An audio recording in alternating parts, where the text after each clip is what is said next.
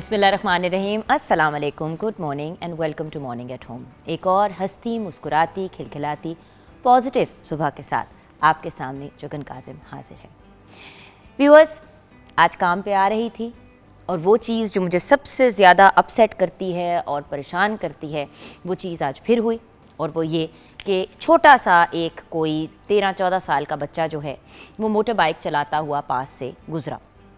और honestly viewers, मुझे हैरत इस बात पे होती है कि जब हमें पता है कि क्या लॉज, क्या रूल्स इन प्लेस हैं, हम उनको फॉलो क्यों नहीं करते।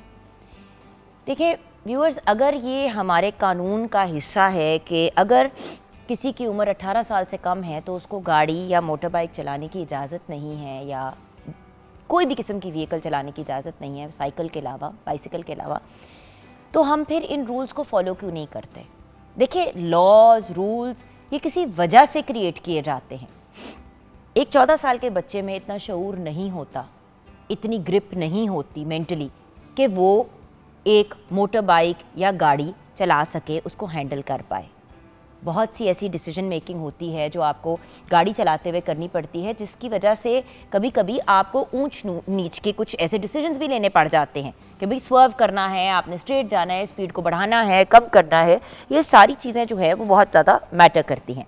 लेकिन अपनी कन्वीनियंस के लिए, अपने लिए आसानी पैदा करने के लिए बहुत से माँ बाप जो हैं वो अपने बच्चों को बहुत ही छोटी उम्र पे मोटर बाइक जो है वो दे देते हैं कि अच्छा बेटा जाके ना सौदा ले आओ, ये कर लो, वो कर लो। और बहुत से घरों में बच्चे ऐसे हैं जो ज़िद करते हैं कि भाई मैंने पापा की बाइक चलानी है, तो सुबह बाप के उठने से पहले बाइक लेके निकल गए, अब्बा काम से वापस आए फिर उनकी बाइक लेके निकल गए, और अब्बा थके हुए हैं तो उन्होंने सोचा कि ज़्यादा कन्वीनियंट है, इसको कह देता हूँ कि जाओ बेटा जाके मुर्गी गोश्त वगैरह उठा के ले आओ। व्यूअर्स, ये एक इतना डेंजरस डिसीजन है जो माँ बाप ले लेते हैं। हमने इतने केसेस सुने हैं जहाँ पे एक अंडर एज ड्राइवर गाड़ी चला रहा था, उसने गाड़ी जो है किसी और की गाड़ी में जाके टकरा दी और फिर पूरी की पूरी फैमिली की डेथ हो गई। अभी कुछ दिन पहले ही हमारे घर में हमारे ड्राइवर हैं, वो काम करते हैं, वो अपनी बाइक के ऊपर फैमिली के साथ जा रहे थे, वो और उनकी वाइफ थे गाड़ी पे। वो गाड़ी लेके जा रहे थे तो हुआ ये कि सामने से एक और बाइक आ रही थी, वो ज़रा बुज़ुर्ग थे भाई, तो राइट जाने की जगह वो लेफ़्ट टर्न हो गए, कुछ इस टाइप की कोई कन्फ्यूजन हुई और गाड़ी उनकी दोनों की बाइक टकराई। और जो ओल्डर जेंटलमैन थे उनको बहुत ज़्यादा चोटें लगी, हमारे ड्राइवर को भी चोट लगी, जो साथ खातून थी उनको भी चोट लगी। लेकिन बात यह कि व्यूअर्स, बड़ों से भी जब गलतियां हो जाती हैं तो बच्चों की गलतियों की मार्जिन ज़्यादा होती है, तो हम सेंसिबल डिसीजंस क्यों नहीं लेते। पिछले दिनों एक पूरा केस जो है वो बहुत सोशल मीडिया पे वायरल हुआ कि एक यंग लड़का गाड़ी चला रहा था, उसने गाड़ी मारी और पूरी की पूरी फैमिली की डेथ हो गई जिस गाड़ी में उसने अपनी वो मारी। और मैंने आपको अपनी भी स्टोरी बताई है। बहुत साल पहले मैं अपने बेटे हमज़ा को गाड़ी में लेकर जा रही थी, उसको कार सीट में वो बैठा हुआ था, पीछे जो बच्ची साथ घर में काम करती थी वो बैठी हुई थी, उसने भी अल्लाह का शुक्र है सीट बेल्ट लगाई हुई थी, और गाड़ी मैं ड्राइव कर रही थी। उसके बाद व्यूअर्स, मैंने गाड़ी ड्राइव करनी ही छोड़ दी क्योंकि मैं गाड़ी राइट की तरफ मोड़ रही थी, लेफ़्ट से जो है वो एक कुछ 14-15 साल का बच्चा जो है फुल स्पीड पे अपनी गाड़ी लेके आया और मेरी गाड़ी को गाड़ी लगी। मेरी गाड़ी स्पिन करती हुई दूसरे कोने में गई, उसकी गाड़ी जाके दरख्त में लगी। अच्छा, मैं फ़ौरन गाड़ी से उतरी, मेरी राइट नी कैप के ऊपर जो गोडा जिसको कहते हैं उस पर काफ़ी चोट लगी हुई थी और वो सूजना शुरू हो गया था और मुझे महसूस हो रहा था, और उसका काफ़ी खून जो है वो मेरी जो उस वक्त मैंने जीन्स पहनी थी उस पर भी लग गया। अच्छा, मैं लंगड़ाती हुई गई हूँ देखने के लिए कि वो लोग ठीक है, क्योंकि अल्लाह का शुक्र है हमज़ा कार सीट में था, वो बच्ची भी सेफ़ थी, उसके थोड़े सिर पर चोट। मैंने गाड़ी में देखा सब ठीक है, मैं उतरी हूँ, मैं उस बच्चे की गाड़ी के पास पहुँची और मुझे कभी नहीं भूलेगा कि उस बच्चे ने गाड़ी से निकलते ही गालियाँ निकालनी शुरू कर दी, और इतनी बदतमीजी की कि व्यूअर्स मैं आपको बता ही नहीं सकती, मैं तो हक्का बक्का रह गई। मैंने कहा बेटे आपके अम्मी अब्बू कहाँ हैं? अच्छा, वो बदतमीजी करी जा रहे हैं, अब मैं वहाँ पे खड़ी हुई देख रही हूँ कि अब मैं इस बच्चे को क्या बोलूँ। अच्छा, मैंने मुड़ के देखा तो पीछे गाड़ी में उसका भाई और बहन बैठे हुए थे, छोटे, बिल्कुल छोटे छोटे बच्चे स्कूल के यूनिफॉर्म में। व्यूअर्स, मेरा तो जैसे कहते हैं ना साह ही निकल गया। मैंने कहा यार, ये इस बच्चे ने अकेले गाड़ी लेके निकला और साथ में इसके भाई बहन है स्कूल के यूनिफॉर्म में, यानी कि माँ बाप की इजाज़त से निकला छोड़ने के लिए। अच्छा, उसके माँ बाप पहुँचे, उनके फादर तो फिर भी कुछ तमीज़ में थे, मदर भी गाड़ी से उतरते ही उसने मुझे गालियाँ निकालनी शुरू कर दी। मैंने कहा बहन पहले सुन तो ले कि हुआ क्या है। बात सुनने के बाद भी पुलिस आई, सारा मामला उस तरीके से फिर हैंडल किया गया, व्हाटएवर। मैंने सिर्फ, मेरा पॉइंट सिर्फ ये था, और पुलिस कह रही थी कि हम इसको अरेस्ट कर लेते। अच्छा, वो अपना ड्राइवर भी साथ ले आए और ड्राइवर को वहां पे खड़ा कर दिया और कहा कि ये गाड़ी चला रहा था। अब मैं आपको बता नहीं सकती हूँ व्यूअर्स के वो कितनी को एक, मेरे लिए भी एक मेंटली ट्रॉमेटिक सिचुएशन थी। और जब भी मैं इस तरह छोटे बच्चों को बाइक या गाड़ी चलाते हुए देखती हूँ तो वो जो अंग्रेजी का आजकल अल्फाज वर्ड बहुत यूज़ किया जाता है, ट्रिगर, और मैं बड़ी बुरी तरीके से ट्रिगर होती हूँ, क्योंकि मैं जब ये मामला देखती हूँ मैं कहती हूँ यार हम तो अल्लाह का शुक्र है बच गए थे, किसी और के साथ अगर ऐसा कोई वाकया रूनुमा हो, ऐसा इंसिडेंट हो तो फिर क्या होगा। और व्यूअर्स देखें, गाड़ी राइट एज पे चलाना, बाइक को राइट एज पे चलाना, अगर ये रूल पूरी दुनिया में है कि भाई 18 साल की उम्र से पहले नहीं चलाना, तो इसके पीछे कोई रिसर्च, कोई सोच विचार कुछ तो हुआ होगा। सो व्यूअर्स प्लीज़, अगर आपके बच्चे अंडर एज हैं तो आपने उनको गाड़ी और बाइक नहीं देनी। इसी के साथ साथ कुछ और इम्पोर्टेंट चीज़ें, चाहे आप एडल्ट क्यों ना हो, वन व्हीलिंग करना, उसके अलावा हेलमेट के बगैर बाइक को चलाना, ये सारी चीज़ें जो हैं बहुत ही नेगेटिव चीज़ें होती हैं और इनका हमें ख़ास ख्याल रखना चाहिए कि हम इस किस्म की एक्टिविटीज़ में ना मुब्तला हों। प्लीज़, ये मेरी आपसे एक पर्सनल रिक्वेस्ट है। आइए किचन की तरफ बढ़ते हैं। अस्सलाम वालेकुम शेफ़ तैयबा। वालेकुम अस्सलाम, कैसी हैं जुगना? मैं बिल्कुल ठीक हूँ। आज के हमारे टॉपिक पे आप क्या कहना चाहेंगी? मैं तो खैर अंडर एज पे ही स्टक हो गई। बात तो मैंने यही करनी थी कि भाई ट्रैफिक के जो रूल्स एंड रेगुलेशंस है कम से कम हमें उनको फॉलो करना चाहिए। इतना अच्छा एक्सप्लेन करने के बाद बाकी किसी की गुंजाइश रहती है कि कोई कुछ कहे, लेकिन मैं ये कहूँगी कि ट्रैफिक वायलेशन और अंडर एज बच्चों को अलाउ करना, उसके अलावा ये कि वो गलती ये करते हैं कि वो सेंसिबल डिसीजंस नहीं ले सकते रोड पे, जो एक सेंसिबल बंदा ले सकता है। उसके नुकसान मज़ीद क्या हैं, उसमें ये कि जो ट्रैफिक जैम है उसकी भी बहुत बड़ी रीज़न ये है कि जो बच्चे वो डिसीजन नहीं ले सकते कि हमने लेफ़्ट होना है, राइट होना है। अगर ट्रैफिक बहुत ज़्यादा जैम हो रही है तो कहाँ से निकलना है, वो ये डिसीजन नहीं ले सकते, जिसकी वजह से बहुत ज़्यादा ट्रैफिक जैम बच्चे क्या बड़े नहीं ले पाते? जी बिल्कुल। आधे से ज़्यादा ट्रैफिक जैम आपको पता है इस वजह से होता है कि कोई एक बंदा जो है वो रूल को तोड़ रहा होता है। बिल्कुल भाई, अगर मुझे अफसोस इस बात का होता है कि जब तक ट्रैफिक वार्डन ना खड़ा हो हम लोग रूल्स को नहीं फॉलो करते। भाई क्या मसला है? एक तो होता है ना कि लाइट चेंज वगैरह, कभी अगर ट्रैफिक लाइट ना चल रही हो तो पक्का उस इशारे पे जो है वो ट्रैफिक जैम हो जाता है जब तक ट्रैफिक वार्डन नहीं आता। भाई सिंपल सी बात है, आप अपना राइट ऑफ वे, दूसरा अपना राइट ऑफ वे ले, बारियों के हिसाब से चले। सो अल्टीमेटली मेरी व्यूअर्स आपसे ये रिक्वेस्ट है कि जो रूल्स एंड रेगुलेशंस हैं उनको फॉलो करें। देखिए, गाड़ी और बाइक एक वेपन है, एक हथियार की तरह है।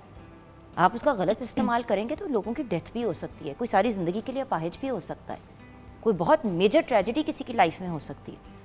मुझे आज भी याद है कि मेरी एक दोस्त है, वो अल्लाह का शुक्र है उसकी बिल्कुल नॉर्मल प्रेगनेंसी चल रही थी, उसका 6th मंथ था। वो और उसके हस्बैंड जा रहे थे, उसके हस्बैंड की ज़रा तबीयत ख़राब हो रही थी तो उसने कहा चले मैं ड्राइव कर लेती हूँ, आप बैठ जाएँ। वो बैठी हुई हैं, सीट बेल्ट लगाई, गाड़ी चला रही हैं। इसी तरह अंडर एज बच्चा जो है, मेरे ख्याल से वो 16 साल का था कि 17 साल का था, उसने आके गाड़ी में गाड़ी मार दी और वहीं पे उनकी जो है वो मिसकैरेज हो गई। उनका पहला बेबी था, वो इतने एक्साइटेड थे। और वही वाली चीज़ है ना कि हर बंदा कहता है कोई नुकसान तो नहीं हुआ। भाई नुकसान तो हुआ, मतलब 6-7 माह की प्रेगनेंसी एक मतलब ऑलमोस्ट टाइम मुकम्मल हो गया होता है, और उसके बाद वो लॉस जितना मर्जी कवर हो जाए लेकिन वो एक बैड जो आपकी मेमोरी है वो तो साथ साथ चलती है सारी ज़िंदगी। अल्टीमेटली वही वाली चीज़ है ना, जान है जहान है, हमें अननेसेसरी चीज़ें और इलीगल चीज़ों में मुब्तला होना ही नहीं चाहिए। सो जो बेसिक लॉज हैं उनको तो फॉलो करें, और इसके लिए किसी को आपके सर पे खड़ा नहीं होना चाहिए, ये आपको खुद फॉलो करने चाहिए। आज हम किचन में क्या बना रहे हैं? आज हम बना रहे हैं कश्मीरी दाल चावल, और व्यूअर्स इसके इंग्रेडिएंट्स मैं आपको बता देती हूँ। सबसे पहले कश्मीरी दाल, चने की दाल 1 किलो, मसूर की दाल 1 पाव, नमक हस्बे जायका, सुरख मिर्च 1 खाने का चम्मच, गरम मसाला पाउडर आधा चाय का चम्मच, काली मिर्च 1 चाय का चम्मच, गरम मसाला साबुत हस्बे ज़रूरत, तेल 1 कप, प्याज 3 से 4 अदद, अदरक लहसुन पेस्ट 1 खाने का चम्मच, हल्दी आधा चाय का चम्मच, धनिया पाउडर 1 चाय का चम्मच और ज़ीरा 1 खाने का चम्मच। कश्मीरी दाल के लिए हमने सबसे पहले क्या करना है कि प्याज, एक पैन में ऑयल लेके उसमें हम प्याज ऐड करेंगे। उसको आपने लाइट गोल्डन करना है, गोल्डन ब्राउन नहीं करना, लाइट गोल्डन रखना है, काला रंग हो जाएगा। जी बिल्कुल, वहीं से आपकी दाल का कलर ख़राब होता है अगर आप प्याज को जो है वॉच नहीं करेंगे तो।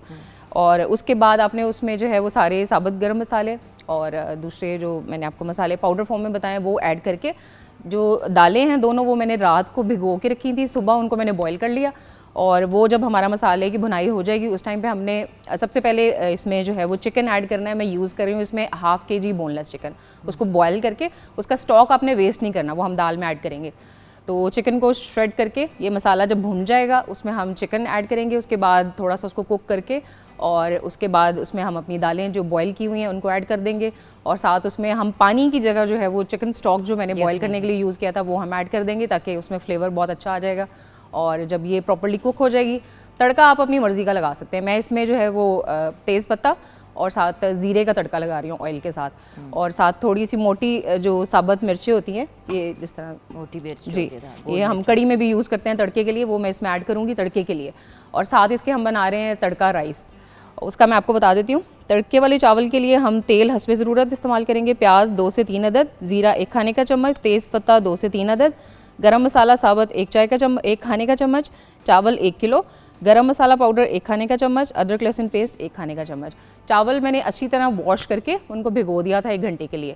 और तड़का बनाने के लिए हम सेम उसी तरह एक पैन में ऑयल लेके उसमें प्याज ऐड करेंगे, उसको हम गोल्डन ब्राउन करेंगे, लाइट गोल्डन नहीं रखेंगे, गोल्डन ब्राउन करके सारे साबुत मसाले उसमें ऐड करेंगे, गरम मसाला पाउडर ऐड करेंगे, सॉल्ट ऐड करेंगे और फिर उसमें अपने चावल जो है वो ऐड करके और हस्बे ज़रूरत पानी ऐड करेंगे। उसमें आप स्टॉक नहीं ऐड करेंगे क्योंकि हमने ऑलरेडी दाल में जो है वो कर दिए। चावल हम प्लेन जो दाल है ये ज़्यादा हलीम साउंड कर रही है। नहीं, हलीम नहीं, हलीम में ये है कि हलीम में तो हम मुख्तलिफ दालें हमारे पास ज़्यादा होती है ना, और साथ उसमें ये है कि हम उसमें दलिया भी ऐड करते हैं, तो वो तो डिफरेंट होता है। ये सिर्फ 2 दालें हैं, चने की दाल और मसूर की दाल। चने की दाल, मसूर की दाल, और उसके अंदर फिर आपने साथ में चिकन भी डाल दिया। और आप देखें ना कि व्यूअर्स, न्यूट्रिशन पैक्ड दाल है। बिल्कुल, आप यही दाल सूप के फॉर्म में भी चम्मच के साथ खा सकते हैं। इसके अंदर ज़्यादा यखनी आप डाल दें तो ये ऑलमोस्ट दाल का सूप आपके लिए बन जाएगा। सो जो रात को लोग तंग होते हैं, जिनकी तबीयत ज़रा बोझल हो रही होती है कि भाई बहुत हैवीनेस की फीलिंग हो रही है, तो उनके लिए इस तरह का एक बोल आप दाल का खा लें चम्मच के साथ। मैं तो अक्सर ऐसे करती हूँ कि जो अचार का मसाला होता है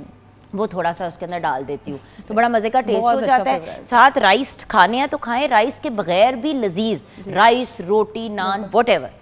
तो ये बड़ी एक न्यूट्रिशियस और मज़े की एक रेसिपी है। और इसको हम सर्व कर रहे हैं सैलड और अचार के साथ। परफेक्ट। तो वही वाली बात होगी ना व्यूअर्स के, बैलेंस के साथ अगर हम चीज़ों को लेके चलते हैं ना, तो हमारी हेल्थ के भी बेनिफिट्स होते हैं और जायका अपनी जगह होता है। देखिए, ट्रिक तो ये है ऑफ बीइंग अ शेफ़ के, चाहे आप होम शेफ़ हैं, होम मेकर है, व्हाटएवर, कि आप जो भी चीज़ तैयार कर रहे हैं उसका जायका मज़े का हो और ग़िज़ाइयत से भरपूर हो। क्योंकि मज़े की तो बहुत सी चीज़ें मार्केट में मिलती है, लेकिन उनमें ग़िज़ाइयत नहीं होती, या फिर वो इतने ज़्यादा फैटनिंग होते हैं कि फिर उससे आपकी कैलोरी काउंट भी आउट हो जाता है और अदरवाइज़ भी तबीयत बहुत हैवी हैवी होती है। सो एक बहुत अच्छा ऑप्शन आज आपके साथ शेयर कर रहे हैं। अगर आप दाल चावल के शौकीन हैं तो ये कश्मीरी दाल चावल आपने ज़रूर ट्राई करके हमारे साथ फीडबैक शेयर करनी है। छोटी सी ब्रेक की तरफ जाएंगे जहाँ कवानीन की बात हो रही है और लॉज को फॉलो करने की, उसी पे डिस्कशन करेंगे ब्रेक के बाद।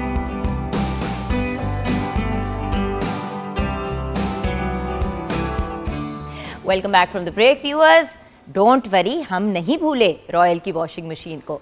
एक्चुअली जैसे कि आप जानते हैं, वीकली हम आपके साथ शेयर करते हैं question of the week Royal fan का, रॉयल वॉशिंग मशीन का, एंड देन रॉयल के क्वेश्चन ऑफ द वीक का जवाब आपको 5 डेज़ के बाद शेयर किया जाता है और उसके साथ लकी विनर का नाम भी अनाउंस किया जाता है। जो भी विनर होंगे उनको एक प्रोसेस फॉलो करनी होगी और वो प्रोसेस कुछ ये है। मॉर्निंग एट होम हमारा फेसबुक का पेज है। मॉर्निंग एट होम के फेसबुक के पेज पे जाके आपने हमें DM करना है, यानी कि डायरेक्टली मैसेज करना है। आपने उस पेज पे जाके किसी चीज़ के नीचे नहीं जवाब देना, राइट। सो आपने DM करके राइट आंसर देना है, क्योंकि ऑब्वियसली अगर आप मेन हमारे सवाल के नीचे जवाब लिख देंगे तो फिर सबको जवाब पता चल जाएगा, फिर सारे वही लिखेंगे। सो आपने हमें DM करना है और लकी ड्रॉ के थ्रू नाम डिसाइड होगा। सो रॉयल की वॉशिंग मशीन जिसके साथ मैं इस वक्त खड़ी हुई हूँ, ये मशीन प्योर प्लास्टिक बॉडी और डबल प्लास्टिक बॉडी से बनाई गई है। इसकी ड्यूरेबिलिटी भी बहुत ज़्यादा है और ये लॉन्ग लास्टिंग है। इसमें जेट स्ट्रीम की बदौलत कपड़ों की धुलाई जो है वो आम मशीन से बेहतर होती है। वाटरफॉल की बदौलत पानी, डिटर्जेंट बहुत अच्छे तरीके से मिक्स हो जाता है कपड़ों के अंदर और थ्रू द वाटरफॉल सिस्टम उसमें से निकल भी जाता है। इसमें मजबूत मोटर यूज़ की गई है जिसकी 10 साल की वारंटी है, 1 साल की complete parts and free home service मौजूद है। व्यूअर्स, ड्यूरेबल और बहुत ही सॉलिड मशीन है, बहुत ही अच्छे इसके रिजल्ट्स हैं। मैं घर पे भी रॉयल की ही वॉशिंग मशीन को यूज़ करती हूँ and I have to tell you viewers, ज़िंदगी आसान हो जाती है। इसका स्पिनिंग एक्शन भी इतना बेहतरीन है कि ऑलमोस्ट कम्प्लीटली आपके कपड़े ड्राई हो जाते हैं। लिटरली आधे पौने घंटे के लिए आप बाहर लगाएं तो ड्राई हो जाते हैं। सो रॉयल का question of the week, Pakistan की हॉकी टीम ने अब तक कितनी बार हॉकी वर्ल्ड कप जीतने का एजाज़ हासिल किया है? पाकिस्तान की हॉकी टीम ने अब तक कितनी मर्तबा हॉकी वर्ल्ड कप जीतने का एजाज़ हासिल किया है? 5 दफ़ा, 3 दफ़ा, 4 दफ़ा या फिर 2 दफ़ा? राइट आंसर हमें DM करें ऑन आवर फेसबुक पेज।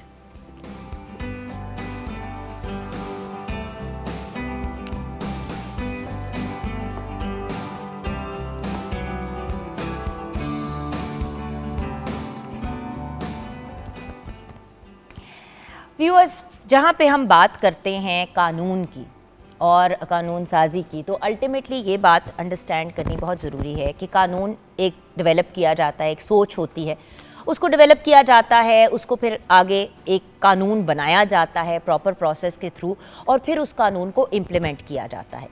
ये जब प्रोसेस मुकम्मल हो जाती है तो उसके बाद किसी भी मुल्क के सिटीज़न का ये फ़र्ज़ होता है कि उस कानून को उसने फॉलो करना है, अगर वो उस चीज़ की कैपेसिटी में आता है। जैसे कि टैक्सेस हर अर्निंग बंदे ने, हर सैलरीड बंदे ने पे करने ही करने हैं। ये एक लॉ है, ये एक कानून है, और जब ये चीज़ें प्रॉपर तरीके से इम्प्लीमेंट नहीं की जाती तो फिर उसके कुछ कॉन्सिक्वेंसेस भी होते हैं। सो आज हम बात करेंगे कि ऐसा क्या इशू है जो हम कवानीन को फॉलो नहीं करते, और ना फॉलो करने के साथ साथ फिर एहतजाज भी करते हैं और स्यापे भी डालते हैं कि ये क्या बात है। देखिए व्यूअर्स, कोई भी लॉ जब इम्प्लीमेंट किया जाता है तो उसके पीछे एक बहुत मेजर थॉट प्रोसेस होती है, एक वर्किंग होती है। तो उसकी रिगार्ड करना और फिर उन चीज़ों को फॉलो करना और उसकी रीजनिंग को अंडरस्टैंड करना बड़ी ज़रूरी चीज़ है। तो हम ट्रैफिक और उससे रिलेटेड कवानीन से बात शुरू करेंगे, देन और चीज़ों पे भी डिस्कशन करेंगे। हमें ज्वाइन किया है डॉक्टर बिस्मा एजाज ने। आप माहिर नफ्सियात हैं, साइकोलॉजिस्ट हैं, assistant professor department of applied psychology हैं, head active citizens program at Lahore college for women university. अस्सलाम वालेकुम। अस्सलाम जुगन, क्या हाल है? Very good morning to you. A very very good morning to you. और आपके साथ हमें ज्वाइन किया है अली खलील साहब, लॉयर एंड सोशल एक्टिविस्ट हैं। गुफ्तगू शुरू करेंगे ब्रेक के बाद।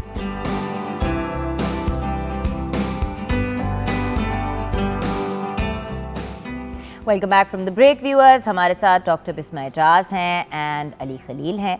अली, आपसे बात का आगाज़ करेंगे। ये बताइए कि सबसे पहले तो ये अंडरस्टैंड करना ज़रूरी है कि कानून की अहमियत क्या है, एक वकील के पॉइंट ऑफ व्यू से, एक एक्टिविस्ट के पॉइंट ऑफ व्यू से, एंड देन एक डॉक्टर के पॉइंट ऑफ व्यू से। जी, मैं समझता हूँ कि जिन स्टेट्स में कानून मौजूद नहीं है वहाँ पे इंसानों की और जंगली जानवरों की लाइफ में कोई फ़र्क नहीं हो सकता।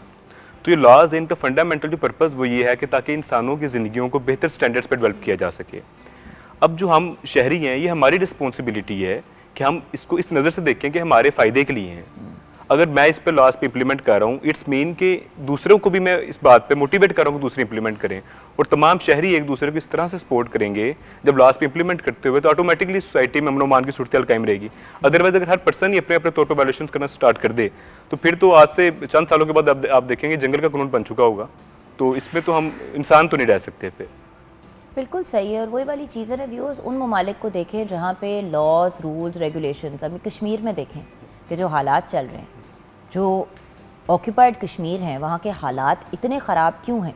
क्योंकि कोई लॉ, कोई रूल, कोई चीज़ इम्प्लीमेंट नहीं किया जा रहा, बस जिसका जो जी चाह रहा है वो करता चला जा रहा है, और बेचारे हमारे कश्मीरी भाई बहन पिसते चले जा रहे हैं। सो द पॉइंट इज़, अल्लाह का शुक्र अदा करें कि आप एक फ्री स्टेट, एक फ्री नेशन में रह रहे हैं, लेकिन अगर उस फ्रीडम को आपने एंजॉय करना है, फिर उसके साथ कुछ उसूल भी हैं जो साथ लेके चलने पड़ते हैं, जिनमें कानून टॉप ऑफ द लिस्ट पे है। जी, अच्छा, मेरा ओपिनियन जुगन ये है कि जो ह्यूमन साइकी है वो ये होती है कि basically they don't like to be within boundaries. हम ये बिलीव करते हैं कॉन्शियस लेवल पे कि हमें आज़ादी मिले, लेकिन आम जो लॉज बनाए जाते हैं वो बेसिकली आपकी लाइफ को डिसिप्लिन करने के लिए बनाए जाते हैं, आपकी लाइफ को शेप अप करने के लिए बनाए जाते हैं, आपको बहुत सी ऐसी चीज़ों से बचाने के लिए बनाए जाते हैं जो आपको नुकसान दे सकती हैं। लेकिन हम ये परसीव करते हैं कि वो हमारी पर्सनल कैपेसिटी में या पर्सनल स्पेस में इंट्रूड कर रही हैं, उसमें मदाखलत हो रही है, इस वजह से हम उसको डिनाई करते हैं। कानून को उसकी बालादस्ती के लिए हम कोई काम नहीं करते हैं और उसको अनफॉलो करते हैं, बजाय कि हमें उसको जितनी ज़्यादा फॉलो करना चाहिए वी कंसंट्रेट और अनफॉलोइंग इट, बिकॉज हम समझते हैं कि हमारी आज़ादी जो है उसके ऊपर एक बहुत बड़ा कोई इंट्रूडर जो है वो आ गया, या हमारी आज़ादी जो है उसको कम करने की कोशिश की जा रही है। तो इसी वजह से हमारे अंदर ये चीज़ बढ़ जाती है, हमारी पर्सनालिटी में, हमारे बिहेवियर में, कि हम कवानीन के ख़िलाफ़ जाने को चूज़ करते हैं, which ultimately ends into more damage for ourselves. और देखिए ना, अब आजकल जो हम देख रहे हैं हालात यूथ के, देखिए व्यूअर 64% आपकी पॉपुलेशन यूथ है, यंग लोग हैं। जब आप यंग लोगों की बात करते हैं तो इतनी ज़्यादा लाकानूनियत आप देख रहे हैं, इतना ज़्यादा कानून के ऑपोजिट बच्चों के एक्शंस आ रहे हैं कि मुझे हैरानगी होती है कि हो क्या रहा है। इसका रीज़न क्या है? इसकी रीज़न सबसे पहली जो रीज़न है वो पेरेंट्स हैं, मैं मानता हूँ। उसकी रीज़न ये है, देखिए अभी ट्रैफिक का इशू आ रहा है लाहौर में, हाई कोर्ट का ऑर्डर आ गया कि जो 18 साल से कम बच्चा बाइक चलाता है उसको जेल भेज दें। लॉ उससे पहले से मौजूद है कि उसको सज़ा दी जाएगी। अब मैं डेली डिफरेंट टीवी चैनल्स पे देखता हूँ कि पेरेंट्स आते हैं, उनसे जब उनकी ओपिनियन ली जाती है तो इस पर एहतजाज करते हैं कि हमारे बच्चे को जेल क्यों भेजा जा रहा है। और बहुत से मेरे दोस्त ये कहते हैं जी ये तो सज़ा बनती नहीं है जेल भेजने वाली, इसकी सज़ा ये नहीं है। नहीं, हम इस बात पे नहीं आ रहे कि लॉ तो असल में फंडामेंटल लॉ तो ये है कि 18 साल से कम बच्चे को व्हीकल दी ही नहीं जाएगी। तो हम इस तरफ क्यों नहीं आ रहे?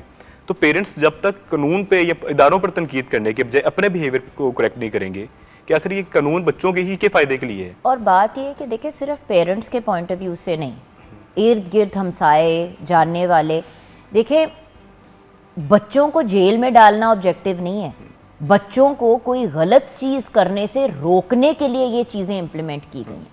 अच्छा, पेरेंट्स, एजुकेशनल इंस्टीट्यूशंस, अब बहुत से स्कूल्स ऐसे हैं जहाँ पे अगर बच्चा खुद ड्राइव करके आके अपनी गाड़ी खड़ा कर रहा है तो कोई कुछ कहता नहीं है। देखिए, चाहे बच्चा 17 का है और 3 महीने बाद भी 18 का होने वाला, तो है वो 17 का ही, वो 18 साल का नहीं है। होने वाला है या 18वें साल में लग गया है इज़ नॉट 18 मीन्स 18। जी मैम, आप बिल्कुल सही कह रहे हो जुगन। ये जो हमारे प्राइवेट स्कूल्स में या कॉलेजेस में या यूनिवर्सिटीज़ में हम ये कल्चर देखते हैं कि बच्चे जो हैं वो अपनी व्हीकल पे आ रहे हैं, even they are not in 18, और उनको बड़ा पावरफुल समझा जाता है, उनको बड़ा स्टेटस को सिंबल समझा जाता है, और उसी को फॉलो करते हुए बाकी बच्चे जो हैं वो भी इस चीज़ की ज़िद करते हैं कि उनको भी महंगा मोबाइल चाहिए, गाड़ी चाहिए, बाइक चाहिए and everything, which is wrong. Because ultimately ये एक पेरेंट ही है जो आप अपने बच्चे को सिखा रहे हो कि आपके लिए जो चीज़ बेहतर है, आपको जो चीज़ आपकी हिफाजत के लिए बनाई गई है उसको फॉलो भी करना है, and parents himself are not following it. आम तौर पे ऐसे बच्चे, भाई देखिए, पेरेंट्स नहीं भी फॉलो करे, फॉर एग्जांपल एजुकेशन इंस्टीट्यूशन कहे कि जी आपका बच्चा यहाँ पे गाड़ी नहीं खड़ी कर सकता और आपका बच्चा ड्राइव करके नहीं आ सकता, वो एक तालीमी इदारे में आ रहा है कानून तोड़ते हुए डेली बेसिस पे, हम नहीं अलाउ करेंगे। ट्रू। देखिए, आई अंडरस्टैंड व्यूअर्स कि कुछ पेरेंट्स मजबूर होते हैं, वो काम कर रहे होते हैं, वो नहीं लेके जा सकते। 100 और तरीके हैं एक से दूसरी जगह पहुंचने के। बाइक और गाड़ी is not the only option. मतलब एक बाइसिकल भी होती है, बाइसिकल भी चलाई जा सकती है और हेल्थ के पॉइंट ऑफ व्यू से बड़ी ट्रांसपोर्ट है। पूरी दुनिया में आप देखें बिस्मा, मतलब अगर 15 मिनट का फासला है तो आप साइकिल पे अगर जाएंगे तो वो आपको आधा घंटा लग जाएगा, ऐसे ही है 15 मिनट की जगह, बट एटलीस्ट एक सेफ सिक्योर तरीके से। और बाइसिकल पे भी बैठने के कुछ उसूल हैं। आप देखें ना, हेलमेट पहनते हैं बाइक पे, गाड़ी में बैठे होते हैं तो सीट बेल्ट नहीं पहनते। मुझे समझ नहीं आती है कि ये कौन सी कूलनेस है। अक्सर हम देखते हैं कि जब ट्रैफिक वार्डन किसी को रोकता है, ये हमारा एक सोशल बिहेवियर बन चुका है कि फ़ौरन रुकती है। सबसे पहले कोशिश में कॉल मिलाऊं, किसी से बात करवा के मामले से, चाचे से, फूफे से, रिश्तेदार से, या कोई ना कोई बहाना होगा हमारे पास, हमने हेलमेट इसलिए नहीं पहना, सीट बेल्ट हमने इसलिए नहीं लगाया, तो हम लॉस को as a social responsibility adopt ही नहीं करते। दूसरे मैडम की बात को मैं कंटिन्यू करूंगा, जो हमारे एजुकेशनल इंस्टीट्यूट्स हैं, असल में देखेंगे एजुकेशनल इंस्टीट्यूट का सबसे बेसिक पर्पस वो बच्चे की तरबियत है, ना कि सिर्फ डिग्री या कागज़ का उसूल। तो तरबियत में सबसे बुनियादी चीज़ है लॉस की फॉलोइंग। अगर एजुकेशनल इंस्टीट्यूट्स बच्चे को लॉ फॉलो अप करना नहीं सिखा रहे, इट्स मीन कि वो तरबियत नहीं कर पा रहे। तो एजुकेशनल इंस्टीट्यूट अच्छा तो वही हो सकता है, मेरे मुताबिक हमारे सोशल नॉर्म्स भी यही रही हैं, जो बच्चे की तरबियत अच्छी करता है। तो सबसे पहली रिस्पॉन्सिबिलिटी पेरेंट्स के साथ साथ एजुकेशनल इंस्टीट्यूट्स की आती है कि जैसे ही बच्चा कोई लॉ की वैल्यूएशन करते आता है उसको वहीं पर रोक दें, उस पर स्ट्रिक्ट एक्शन लें। जिस दिन तमाम एजुकेशनल इंस्टीट्यूट्स देखें ना, ये जो भी इशू है ये 18 ईयर्स कम बच्चों के लिए है कि वो नहीं चला सकते।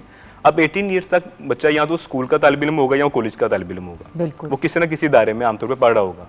तो अगर एजुकेशनल इंस्टीट्यूट्स पेरेंट्स के साथ इस चीज़ की जिम्मेदारी ले लें कि हम किसी बच्चे को अलाउ नहीं करेंगे कि वो लॉस की 1% भी वायोलेशन करे, और वहाँ से भी उसको स्ट्रिक्टनेस मिलेगी, घर से भी मिलेगी, मेरा नहीं ख्याल कि बच्चे इस हद तक एम्पावर्ड हो सकते हैं। नहीं, देखिए मैं एक बात बताऊँ, मैं एक केस पर्सनली भी जानती हूँ जहाँ पे हमारे पास एक खातून काम किया करती थी। वो एक दिन आई तो कहती है उनका जो ग्रैंडसन है, उनके जो बेटे का बेटा है, वो बाइक लेके निकल जाता है 14 साल का। मैंने कहा कैसे निकल जाता है? कहता है बाप घर आता है, बाइक की चाबी रखता है, वो बच्चा बाइक की चाबी पकड़ के निकल जाता है। अब फ़ायदा ये हुआ है 18 साल वाले लॉ का कि उस जैसे बच्चों की भी अब जान निकल गई है। माँ बाप क्या करेंगे? चपेट लगा देंगे, डांटेंगे, क्या कर लेंगे? एजुकेशन इंस्टीट्यूशन बाइक के मामले में तो वैसे ही नहीं बोल पाते बिकॉज वो किधर भी खड़ी कर दो या ड्रॉप या वट एवर। बट मुझे जिस चीज़ का कंसर्न होता है वो ये होता है कि हम सब जब एक साथ मिल के काम करेंगे ना, माँ बाप भी, स्कूल्स भी। मेरे बेटे ने 1000 दफ़ा मुझे कहा है, मैंने बड़ी दफ़ा ऑनर भी ये बात की, हमजा हर दूसरे दिन मेरे पास आ जाता था, मामा when can I learn how to drive. मैंने कहा बेटे आप 14 साल के हो, 15 पे आया, 16 पे आया, अब 17 पे भी मुझे आके कहता है कि मामा मैंने कहा बेटा आपने इंशाल्लाह मार्च में हो जाना 18 का, फिर चलानी सीख लेना। प्रॉब्लम क्या है? द पॉइंट इज मतलब जो लॉज हैं, जो रूल्स हैं बाहर के ममालिक में, आप कभी किसी 13-14 साल के बच्चे को मोटर बाइक पे या गाड़ी चलाते हुए नहीं देखेंगे। तो वहाँ में हमें एक डिफरेंस है, वो कहते हैं लॉ बनेगी इट्स मीन कि हमने इसको फॉलो अप करना है। हम लोग कहते हैं कि हमें लॉज पे सजा भी बड़ी कड़ी है। हम कहते हैं हमने लॉज पे तब तक इंप्लीमेंट नहीं करना जब तक हम पकड़े ना जाएं।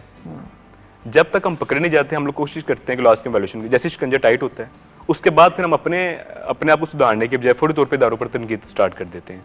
तो ये एज अ सोशल ट्रेनिंग की जरूरत है, मैं समझता हूँ। जी बिस्मिल। और हम लोग ही एज नेशन वो लोग हैं जो इसी तरह के लॉज जो बाहर भी इम्प्लीमेंट किए जाते हैं उसकी बहुत तारीफ करते हैं कि देखो खवातीन के लिए ये लॉज हैं, बच्चों के लिए ये लॉज हैं, फॉलो भी करते हैं और वो फॉलो करते हैं। लेकिन वही लॉ जब आपके अपने मुल्क में इम्प्लीमेंट किया जाता है तो आप ही फर्स्ट होते हैं जो उसको निगेट करते हैं, उसको अपने लिए बंदिश समझते हैं। This is something which is wrong. और जहाँ तक बात है इम्प्लीमेंटेशन की, तो हुकूमत का काम है इम्प्लीमेंट करना, लेकिन उसको फॉलो करना एक इंसान का, हर नेशन के हर एक पर्सन का काम है। और उसमें we have to join hands and do it together to make it successful. इसमें हर एक का रोल इम्पॉर्टेंट है। अली साहब ने कहा कि जिस तरह स्कूल्स या कॉलेजेस या यूनिवर्सिटीज़ या तालीमी इदारे जो हैं उनको अपना रोल प्ले करना चाहिए। मुझे लगता है एक इंसान की पहली तदरीस जो है, दर्स का जो है, वो उसका अपना घर है। तो अगर पेरेंट्स ही लीनियंटली उसको डील करेंगे और पेरेंटिंग में अपने जो लूप होल्स छोड़ेंगे तो फिर स्कूल्स और कॉलेजेस भी कुछ नहीं कर सकते। तो पहली चीज़ जो है वो घर से ही शुरू होती है। हमारे पेरेंट्स क्या करते हैं? हमारे पेरेंट्स बच्चों के साथ बैठ के लॉज या रेगुलेशंस की इंपॉर्टेंस पे बात ही नहीं करते, which is important to do. इसके एक और भी प्रॉब्लम है ना, एक और पहलू भी है यहाँ पे। देखिए पेरेंट्स कभी कभी बाप काम से थका हुआ घर आया, अले पुत्र जाके ज़रा रोटियाँ ले आ जाके मार्केट से, बाइक पकड़ा दी, फिर आपने बाइक पकड़ा दी या गाड़ी की चाबी पकड़ा दी कि बेटा जाओ छोटी बहन को ट्यूशन से जाके उठा लो। बिल्कुल बिल्कुल। थके हुए हैं, चीज़ें बहुत फैलाई हुई हैं। देखिए व्यूअर्स, मैं खुद एक पेरेंट हूँ और हर बच्चे की अपनी एक डिफरेंट नौइयत की रिक्वायरमेंट्स और चीज़ें होती हैं, और मैं भी अक्सर परेशान हो जाती हूँ कि यार मैं क्या करूँ, अजीब मतलब अब चीज़ों को मैनेज करना पड़ता है। सबसे कन्वीनियंट ऑप्शन व्यूअर्स प्लीज़ मत लिया करें, और सबसे कन्वीनियंट ऑप्शन ये होता है भी चाबी फड़ा दो तो लें। अब तो खैर अल्लाह का बहुत शुक्र है, आई एम वेरी हैप्पी कि ये लॉ इम्प्लीमेंट हुआ। I am very very happy कि ये लॉ बना और ये इम्प्लीमेंट किया गया, क्योंकि बना तो कब का हुआ था, इम्प्लीमेंटेशन में थोड़ा सा एक इशू आ रहा था। बट ठीक है, पकड़ें, डालें बच्चों को जेल में। सबसे ज़्यादा तकलीफ उस वक्त होनी भी पेरेंट्स को ही है। अच्छा, ये पेरेंट्स मैंने देखा है कि अक्सर वो बच्चों को अप्रिशिएट कर रहे होते हैं। हमें रोड्स पे आम नजर आता है कि मदर पीछे बैठी होती है, आगे बिल्कुल कोई 10, 11, 12 साल का बच्चा बाइक चला रहा है और मदर उसके साथ बैठ के बाजार जा रही है, सौदा सल्फ ला रही है, या अक्सर बाप साथ बैठा हुआ छोटे बच्चों को उसने आगे बैठाया हुआ, बड़े खुश हो रहे होते हैं कि हमारा बच्चा जी बड़ी जल्दी बाइक चलाना शुरू हो गया या अच्छी ड्राइव करना शुरू हो गया। तो भाई उसके दिमाग को तो इतना डेवलप होने दें कि वो गाड़ी और बाइक और एग्जैक्टली इसलिए मैं कह रहा हूँ कि हमें सोशल ट्रेनिंग की जरूरत है कि ये हमारे लिए इज्जत बिस्ती का म्यार ये होना चाहिए कि जो लॉज पे इंप्लीमेंट कर रहा है वो इज्जतदार है, जो नहीं करेगा ये उसके लिए इंसल्टिंग पोजीशन है। यहीं पे मैं बात करना चाहूँगी टैक्सेस की। आज भी आई एम सॉरी व्यूअर्स, मुझे बड़े अफसोस के साथ कहना पड़ता है कि जो टैक्स जिन लोगों के ऊपर जो टैक्स लागू होता है वो टैक्स नहीं पे करते।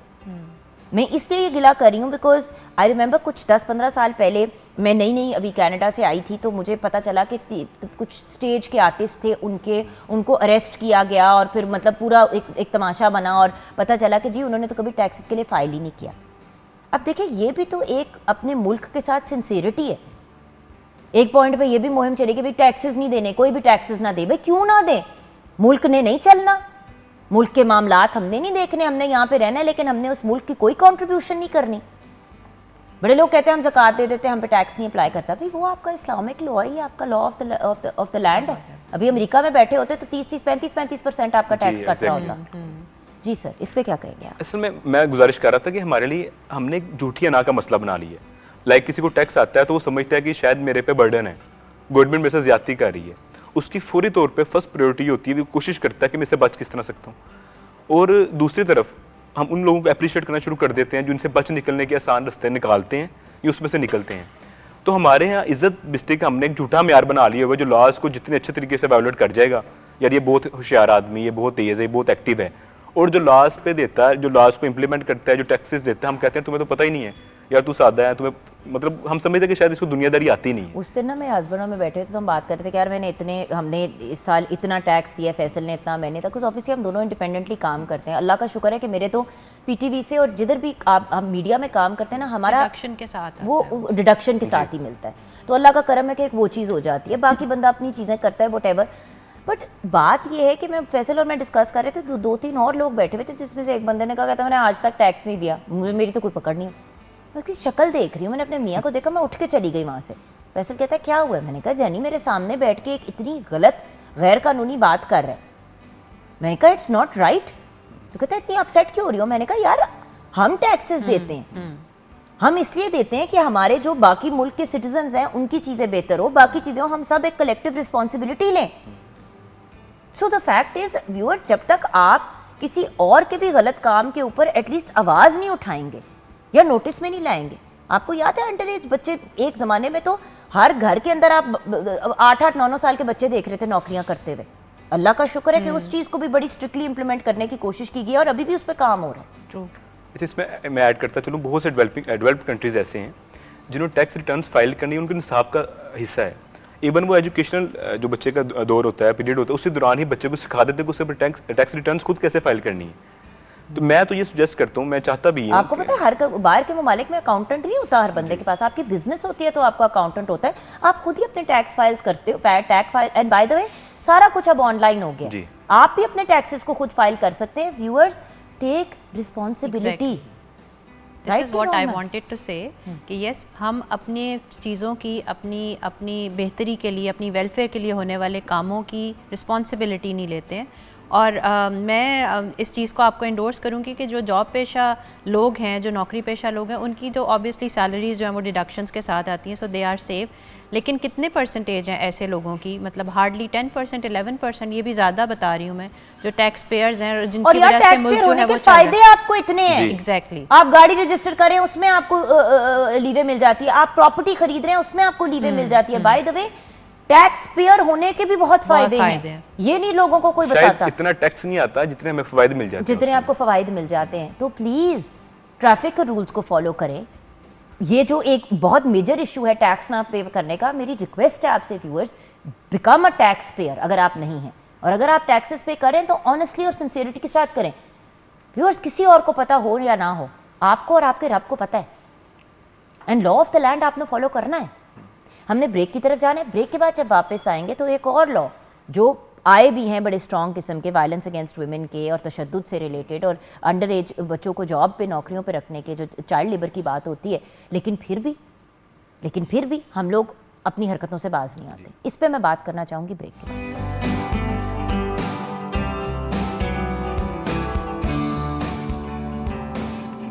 Welcome back from the break viewers. यकीनन जो अभी हमारा प्रोग्राम ऑलरेडी लोग देख रहे हैं, मुझे बड़ी गंदी घूरियाँ मार रहे होंगे कि ये हमारे मिजाज के ऑपोजिट बात कर रही है। I am really sorry viewers. बात पता है क्या है कि आप लोगों को ऑफेंड करना या नाराज़ करना हमारा ऑब्जेक्टिव नहीं है, लेकिन कुछ कोल्ड हार्ट ऐसे फैक्ट्स हैं जिनको एक्नॉलेज करना और रिकग्नाइज़ करना बड़ा इंपॉर्टेंट है।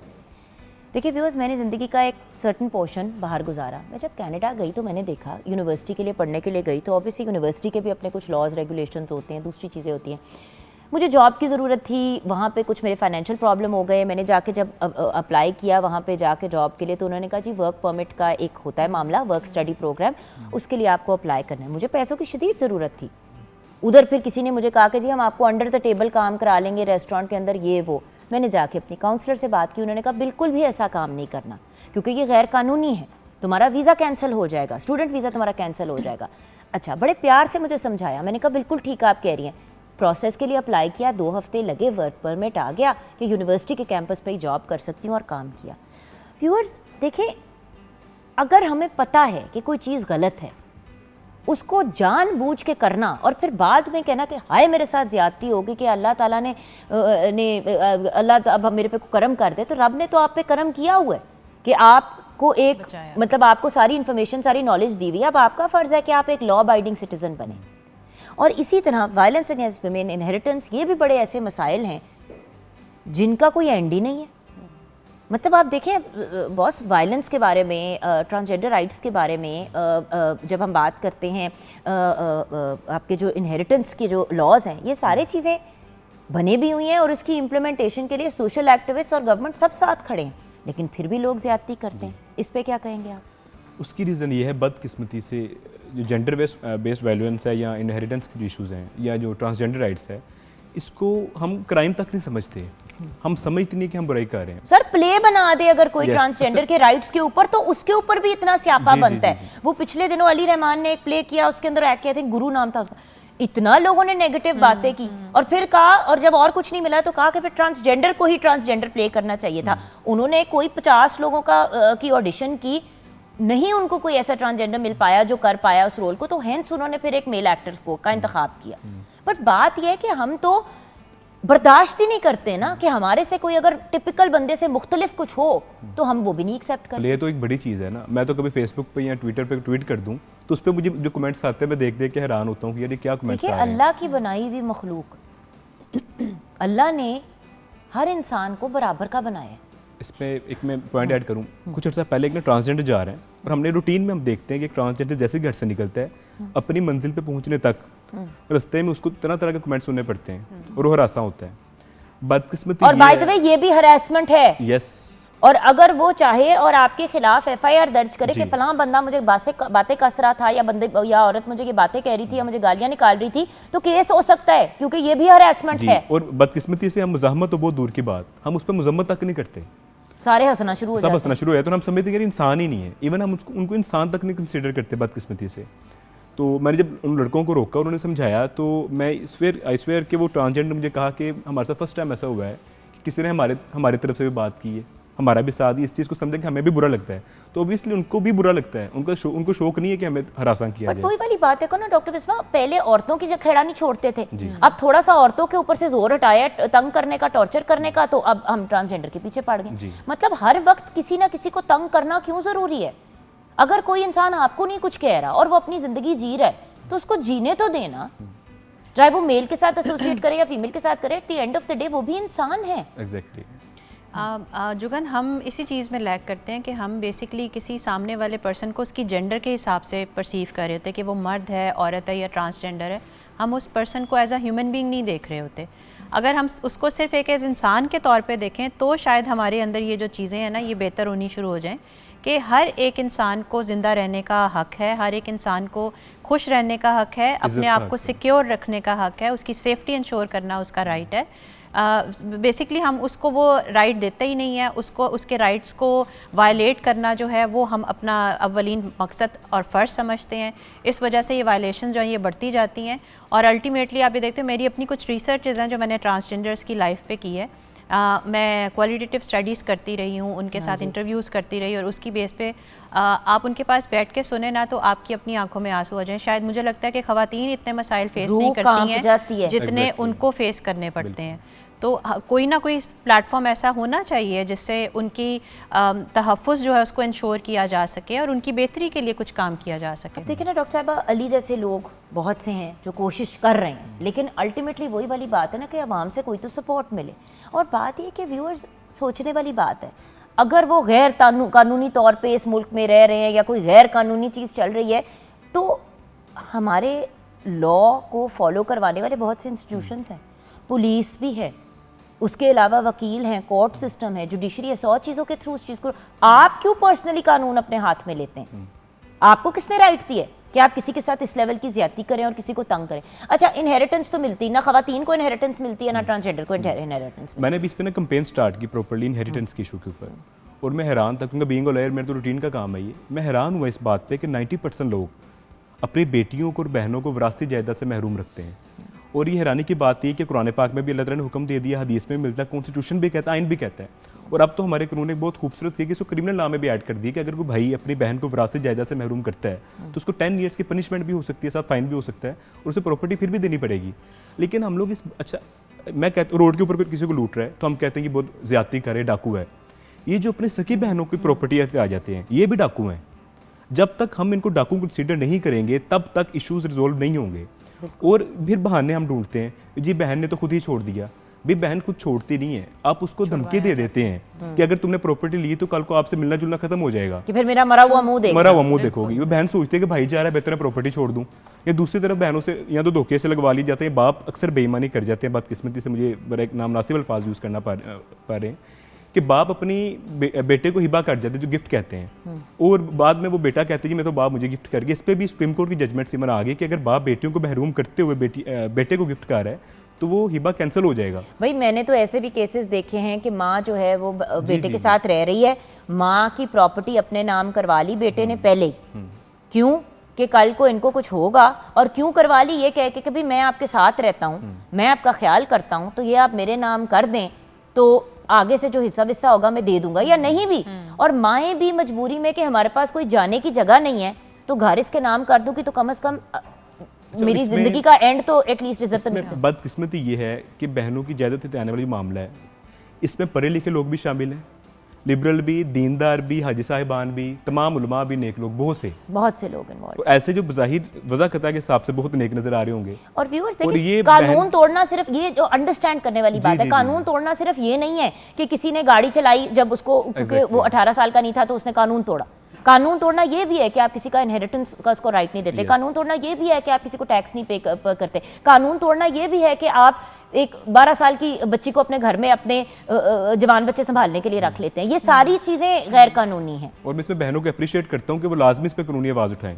अगर कोई भाई अगर वो इस बात से डरती है ना कि कानूनी आवाज़ उठाए तो भाई छोड़ जाएगा, भी अपने राइट के लिए आवाज़ उठा रही हैं, आप आज आवाज़ उठाएंगे तो हम इस बुराई को ख़त्म करेंगे। बिल्कुल। अच्छा, एंड में आप क्या कहना चाहेंगी डॉक्टर साहब, अगर आज की हमारी गुफ्तगू को आप रैप अप कर दें प्लीज़। बहुत सिंपल बात है। एक तो ये कि अगर आप सिर्फ शरीयत को फॉलो करते हैं और ये देखते हैं तो उसमें भी आप अगर बेसिक अपनी लाइफस्टाइल को देखें जो कि शरीयत आपको बताती है, उसमें भी आपके राइट्स को प्रिजर्व करने के लिए ही कानून बनाए जाते हैं। जहाँ तक बात है आपकी स्टेट के कानून की, वो उसी की लाइट में बनाए जाते हैं ताकि जो रिलीजन है उसके साथ साथ जो आपकी नेशन है, आपकी स्टेट है, वो इंश्योर करे कि हाँ हमारे पास जो लोग मौजूद हैं, हमारे पास रह रहे हैं, ज़िंदगी गुजार रहे हैं, उनकी ज़िंदगी महफूज है। तो मैं तो स्ट्रांगली इस चीज़ को एंडोर्स करती हूँ कि जो लॉज़ हैं उनको हर लिहाज से फॉलो करना चाहिए, बल्कि उनकी इम्प्लीमेंटेशन को एनहांस करना चाहिए और उसको उस पर मज़ीद बात करनी चाहिए ताकि जो लोग नहीं करते, जिसकी परसेंटेज बहुत ज़्यादा है, उनको ये एहसास हो कि this is something which is sensitive. और शायद हम कतरा कतरा जिसको कहते हैं ना दरिया बन जाता है, इसी तरह लोग बात करना शुरू करेंगे और इस पर काम करना शुरू करेंगे तो we can change the world. और वही चीज़ है ना कि व्यूअर्स, हम सब के बात करने का कोई फ़ायदा नहीं है अगर आप उन चीज़ों को फॉलो नहीं करेंगे। आज के शो में हम हल्ला गुल्ला ही हाँ मजाक भी रख सकते थे कंटिन्यूसली और शायद उससे रेटिंग भी बहुत ज़्यादा आ जाती, लेकिन अल्टीमेटली वही वाली बात है कि व्यूअर्स, हमने अपने मुल्क को एक सॉलिड सिक्योर जगह बनाना है जहाँ पे बाहर के लोग भी ख्वाहिश करें कि यार हमें यहाँ का पासपोर्ट मिल जाए। जिस तरह लोग एक हसद से देख रहे होते हैं अमेरिकन पासपोर्ट को, ऑस्ट्रेलियन पासपोर्ट को, कनेडियन पासपोर्ट को, यूके के पासपोर्ट को, प्लीज़ अपने मुल्क के ऊपर काम करें। जो सारे 10-10, 15-15 साल लगा लेते हैं कि हमारी इमिग्रेशन कहीं और हो जाए, अगर हम अपने ही मुल्क को बेहतर करने की कोशिश करें कलेक्टिवली, तो आप सोचें कि कितनी खूबसूरत जगह बन सकती है पाकिस्तान और कितनी पॉजिटिव जगह बन सकती है। लॉ अबाइडिंग सिटीज़न, ये आप अपने पल्ले बांध दें। मैंने एक अच्छा इंसान बनना है, मैंने ये बनना है, मैंने वो बनना है, और मैंने एक लॉ अबाइडिंग सिटीज़न बनना है। ये आपके ऊपर फ़र्ज़ है towards the other citizens of the country. Thank you so much guys, bless you. फिर उस छोटी सी ब्रेक की तरफ जाएंगे, कुछ म्यूज़िक से वापस आएंगे, थोड़ा सा मूड को चेंज करते हैं।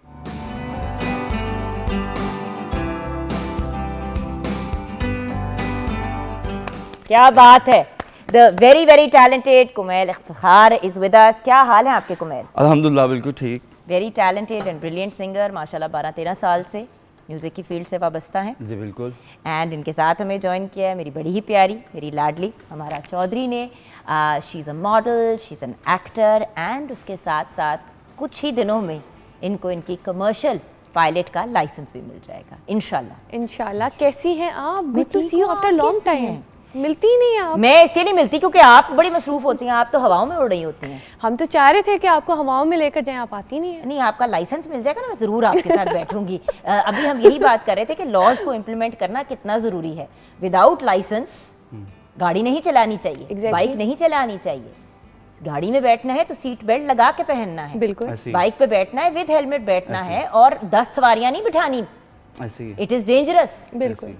और यही इम्प्लीमेंटेशन हम नहीं कर पाते। कुछ इसके बारे में कहोगे आप लोग, क्योंकि देखो you are also professionals in the media field, आप लोगों की बात बड़ी वैल्यू रखती है। जी बिल्कुल ऐसा है। मैं तो, मेरा खुद का मानना है कि अब जैसे बच्चों को देखें आप, आजकल जो अंडर एज बच्चे हैं, ठीक है, वो चला रहे हैं, बाइक चला रहे हैं और 3-3 लोग बैठ के चला रहे होते हैं, ठीक है। तो अभी कितने सारे, अब जैसे वो बता रहे हैं कि उनका कैरियर भी ख़राब होता है आगे, उनके लिए वो बाहर नहीं जा सकते। भाई और देखिए वही वाली बात है ना कि अगर अब एक लॉ अब इम्प्लीमेंट कर दिया गया, अंडर एज बच्चा गाड़ी चला रहा होगा, वो उसको सिर्फ फाइन नहीं होगा, अब वो अरेस्ट होगा। अरेस्ट होगा। क्यों किया ये? क्योंकि लोग फाइन पे मान ही नहीं रहते, कहते खैर है यार 10-15 5,000 10,000 वटेवर खैर है, दे देंगे 2,000, क्योंकि किसी को चुभता नहीं है ना पैसे का अमाउंट। बच्चे का करियर जहाँ खराब होगा फिर माँ बाप रोकेंगे भी। एग्जैक्टली। और दूसरा, हम पता नहीं क्यों हम इस चीज़ को देखते हैं कि फलां के पास नहीं है वो भी तो ये करे। भाई हम अपने आप से शुरुआत क्यों नहीं हमारा करते? मेरी कुछ 10 दोस्तों ने मुझे ये बात कही कि क्या हो गया तुम्हें, हमजा को अब सीखने दो, उसको सिखाओ गाड़ी। मैं कहा यार क्यों मैं वो काम करूं जिसके खिलाफ मैं कंसिस्टेंटली बात करती हूँ। Exactly. मेरे बच्चे को सुरखाब के पर लगे हुए, he is a normal Pakistani citizen like any other child, बिल्कुल। And being a citizen of Pakistan. मैंने उसको, अगर मैं उसको डे 1 से, ये जो हम रिश्वतें दे के अपने बच्चों के स्कूलों में दाखिले करा लेते हैं, फिर रिश्वतें दे के अपने काम करा लेते हैं, फिर बच्चों के सामने झूठ बोलते हैं, फिर उनकी भी जिंदगियों में जो काम करने वाले, उनको पता है कानून 18 साल है, सब बच्चे, हर बच्चे को पता होता है जो 13 साल पे 14 साल पे आके कहता है बाबा गाड़ी की चाबी दे दें, Exactly. उसको पता होता है। वो चाह रहा होता है कि बाप मेरे लिए कानून तोड़े, तो बाप तुम्हारे लिए कानून तोड़ेगा तो वो बच्चा कितने कानून आगे जाके तोड़ेगा। वही बात है ना। देखिए ये चीज़ आप घर से सीखते हैं। अगर आप घर में आपको इस चीज़ के ऊपर स्ट्रिक्ट किया जाता है कि ये चीज़ आप नहीं कर सकते अनटिल और अनलेस आपके पास एक लाइसेंस है, तो तब तक मतलब बाहर वाले तो यही कहते हैं कि यार ठीक है, उसके आपको पास भी कोई नहीं, उसके एयरलाइन पास भी अभी नहीं। हायर कर सकती है? बिल्कुल भी नहीं कर सकती, और मैंने कहीं पे अप्लाई भी नहीं किया। अच्छा, एक और चीज़, मैं डिफरेंट प्रोफेशंस में लोगों को देखती हूँ, वो आते हैं, स्टार्ट करते हैं, वो कहते हैं भाई हम तो ये बन चुके हैं। मैंने अपने किसी भी शो में या कहीं भी ये नहीं कहा कि I have got my licence, because मेरे पास एक चीज़ नहीं है तो मैं क्यों झूठ बोलूँ जब मेरे पास आएगा। पायलट बन रही हैं, उस प्रोसेस में है, आपने अप्लाई किया है, इंशाल्लाह अब वो लाइसेंस मैंने अपने आवर्स कंप्लीट किए हैं, फिर मैंने लास्ट ईयर सारे एग्जाम्स अपने क्लियर किए हैं। अब आके मेरी जो कुछ आवर्स रह गए थे, जो लाइक मेरी एक, आप कह सकते हैं कि फ्लाइंग का चेक आवर्स हम उन्हें कहते हैं, फ्लाइंग का टेस्ट आप कह सकते हैं, ठीक है, वो करूँगी। उसके बाद मेरे जाएंगे, फिर मुझे लाइसेंस मिलेगा। मतलब ये सारा एक प्रोसीजर होता है जो मैंने किया है। अब मेरे डॉक्यूमेंट्स गए कितनी हुए देर हैं। लगी हमारा? मुझे ऑलमोस्ट 2.5 साल लगे हैं। अच्छा, 2.5 साल की वजह यह है कि पहले पाकिस्तान में 2 इयर्स में हो जाता है। पाकिस्तान में एग्ज़ाम्स ओपन नहीं थे हमारे एविएशन के, वो लास्ट ईयर मई में हुए हैं। फिर ऑब्वियसली चीज़ों को, एक सिस्टम को अंडरस्टैंड किया कि किस तरह से एग्ज़ाम्स देने हैं, क्या डूज़ एंड डोंट्स हैं, वो सारी चीज़ें समझ के फिर एग्ज़ाम्स दिए। सही, खैर मुबारक हो। Almost so done, much. Almost done, इंशाल्लाह इंशाल्लाह। और जब लाइसेंस मिल जाएगा तो तब हम उस पर सोशल मीडिया की प्रॉपर अनाउंसमेंट भी करेंगे, दिखा के अपना लाइसेंस। ज़रूर, ये इंशाल्लाह। ज़रूरी है हमारा। अच्छा ये बताइए कुमैल, आपकी ज़िंदगी में क्या हो रहा है? मेरी ज़िंदगी में प्रोजेक्ट्स चल रहे हैं और अभी इंशाल्लाह नया सॉन्ग कर रहा हूँ अपना। और अभी जो करंट सिचुएशन चल रही है, जो हमारे मुसलमान भाइयों के ऊपर, उनके ऊपर एक छोटा सा हम लोग मूवी भी बना रहे हैं, शॉर्ट मूवी। वंडरफुल। तो उसमें भी मेरा डेब्यू सॉन्ग आ रहा है अभी एक और, जो अच्छा, मैं ये स्पेशली एक बात नोट की है कि आजकल बहुत ज़्यादा OSTs के ऊपर रुझान हो गया है, क्योंकि अब पैसे कमाने का वही तरीका रह गया है। सिंगर्स ये अक्सर कंप्लेन करते हैं, इसके बारे में क्या कहोगे? क्योंकि देखो बंदा सोलोस तो निकालता ही है अपने इंडिपेंडेंट, लेकिन अगर OST निकाल दे तो कम से कम ये पता होता है कि जो इसके अंदर एक इन्वेस्टमेंट की है वो कम से कम वापस तो आ जाएगी ना। वैसे भी एक प्रोसेस से गुजरना पड़ता है। अगर आप OST के लिए जाते हैं तो आपको प्रॉपर वो सीख कर और अच्छे तरीके से आगे आना पड़ता है। अब जैसे सोलो करना है तो सोलो में आपके पास बहुत सारी ऑप्शन है। आप जाते हैं, रिकॉर्ड करवाते हैं, अपना वीडियो बनाते हैं और सामने आ जाते हैं। ट्यूनर श्यूनर जो मर्जी हाँ। कर लो। OST में पकड़ बहुत है। OST में पकड़ है। OST में ये कि आपको प्रॉपर चैनल देखता है, आपको सुना जाता है, आपका ऑडिशन होता है, उसके बाद जाके OST आपके लिए सेलेक्ट किया जाता है कि आप गा सकते हैं, गाने के काबिल हैं या नहीं। तो उसमें मेरा ख्याल है कि बेहतर। अच्छा, कहाँ से सीखा? मैंने सीखा साबरी ब्रदर्स, ताजदार हरम जिनकी, बिल्कुल बिल्कुल बिल्कुल ऑफ कोर्स उनसे सीखा मैंने। It's been like 12 years, 13 years हो चुके ठीक है। मुझे सीखते हुए। तो अब तो खैर वो दुनिया में नहीं रहे और मुझे बहुत थोड़ा अरसा मिल सका उनसे सीखने का। उसके बाद ये कि दूसरे काफ़ी टीचर्स हैं, काफ़ी ऐसे जिनसे यानी कि लर्निंग की प्रोसेस कंटिन्यू है। क्योंकि मैं वही उस दिन बात मेरी आतिफ असलम से कुछ साल पहले जब बात हुई तो मैंने कहा आतिफ बहुत इंप्रूवमेंट आई है आवाज़ में, यू रियली रियली ग्रोन। मैंने कहा जहाँ से हम सब ने अपना स्टार्ट लिया था वहाँ से अब माशाल्लाह आवाज़ भी ज़्यादा, आपका गला भी और पक्का हो गया ये वो। तो कहते हैं जुगन मैं कंसिस्टेंटली रियाज करता हूँ और कॉन्स्टेंटली डिफरेंट टीचर्स से सीखता हूँ। ऐसी है। तो मैंने कहा but you are already established. तो कहते हैं नंबर 1 बनना आसान है, नंबर 1 पे रहना मुश्किल है। क्या बात, और बात बिल्कुल सही है, बिल्कुल ऐसी है। बन तो जाता है, तुक्का दाव शाव लग ही जाता है, उसके बाद फिर क्या। अब तो वो प्राउड है जी पाकिस्तान का। Definitely definitely. आप बताइए मैडम, बस सिर्फ अब जहाज चढ़ाने पे तवज्जो है या और कुछ एक्टिंग और मॉडलिंग की तरफ वापस आ रही हो, क्या कर रही हो? क्योंकि बीच में छटा काम किया आपने, कुछ सीरियस फोकस के साथ मैंने नहीं किया बिकॉज एग्जाम्स चल रहे थे। तो मुझे ये था एक दफ़ा पहले एक चीज़ के ऊपर फोकस कर लूँ, जब वो कंप्लीट हो जाए फिर। 2.5 साल में मैंने कम ही देखा है मैंने नहीं किया इतना। अब ये है कि जो लाइसेंस का प्रोसेस स्टार्ट हुआ है तो अब मुझे थोड़ा सा एक ब्रेक मिल गया है till the time I get a job in some airline. तब तक मैं काम करूँगी। अभी एक प्रोजेक्ट साइन किया है तो आप इंशाल्लाह जल्दी देखेंगे स्क्रीन पे। साइन के शूट पे भी गए हैं कि नहीं? नहीं, अभी दिसंबर मिड से होगा। दिसंबर मिड से शुरू होगा इंशाल्लाह। Well best of luck for that also. And the point is, ये चीज़ मैं ज़रूर आप लोगों से अब जानना चाहूँगी कि सोशल मीडिया के दौर में क्या आप लोगों का काम आसान हो गया है या मुश्किल? क्योंकि दो बड़े क्लियर इसके ऊपर व्यूज़ हैं। कुछ लोग कहते हैं कि भाई सोशल मीडिया की वजह से दरवाजे खुल गए हैं, अपॉर्चुनिटीज़ आ गए। कुछ लोग कहते हैं भाई सोशल मीडिया की वजह से जो क्रेडिबल लोग हैं अब उनको कोई देखता ही नहीं है। क्योंकि देखो कुछ ऐसी ऐप्स हैं जिन पे आप 4-5 लाइनें गा देते हो और फिर उस पर लगता है कि आपकी आवाज़ बहुत अच्छी है, और हो सकता है आपकी आवाज़ अच्छी भी हो, लेकिन अच्छी आवाज़ का मतलब ये नहीं है कि आप एक प्रॉपर एस्टैब्लिश सिंगर बन सकते हैं। फिर इन्फ्लुएंसर्स एंड सोशल मीडिया के जो के लोग हैं जिन्होंने अपने आप को वहाँ पे एस्टैब्लिश कर दिया है, अब बहुत सा काम उस तरफ डाइवर्ट होना शुरू हो गया। पहले इवेंट्स पे सेलिब्रिटीज़ को, सिंगर्स को बुलाया जाता था, एक्टर्स को, मॉडल्स को बुलाया जाता था, अब इन्फ्लुएंसर्स को बुलाया जाता है। तो क्या इससे उमैल का और अमारा का काम बेहतर हुआ है या ख़राब हुआ है, ये हम जानेंगे ब्रेक के बाद।